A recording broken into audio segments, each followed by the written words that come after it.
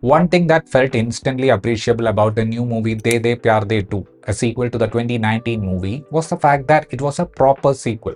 It wasn't like they were using the same characters to create a new film. On a story level, it was very much a continuation, and that was a rarity when you look at the kind of 1, 2, 3, 4 sequels that are coming out of Bollywood right now. Having said that, it doesn't mean De Pyaar De 2 is pushing things any further.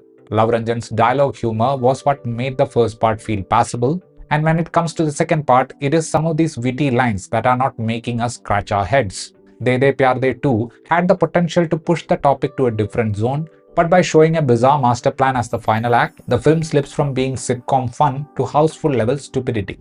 So after the events in the first movie where we see Ashish trying to convince his family about his decision to marry Aisha, a girl almost half his age, the story now moves to Aisha's house. With Ashish being in the same age bracket as Aisha's parents, there is a different variety of problems for the couple to deal with.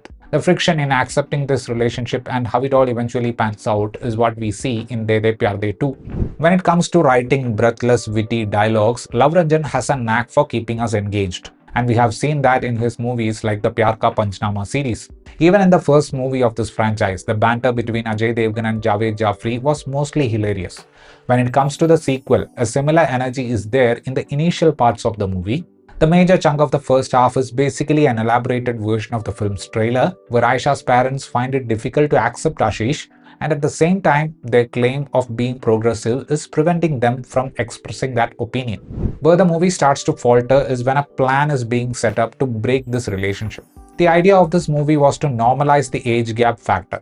I mean, ideally, it should have been in the Ayushmann Khurrana school of socially relevant fun films. Even though there are moments in this movie's first half that feel like they are trying to push the story to that zone, Anshul Sharma's flick quickly makes a detour to all the cliched parts. What Aisha's father does to make her rethink is introduce a young Punjabi munda with abs to basically seduce her.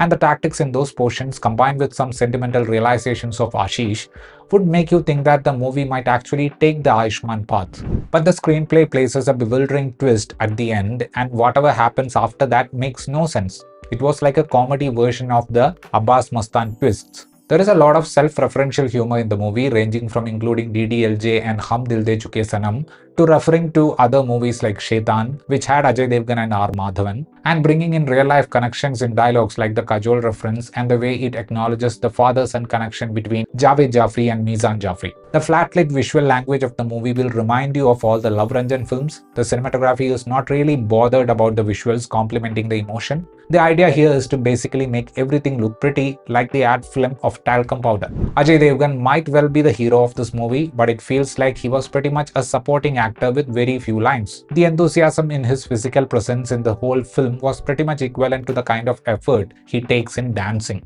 I mean, we could see every other actor emoting that extra bit, running and jumping. All Ajay Devgn has to do is to be present in the scene in a corner. For some reason, I felt Jaaved Jafri, who was pretty much giving him company and doing nothing, was more active. Since the sequel is focusing on Aisha's family, Rakul Preet Singh is supposed to do the heavy lifting.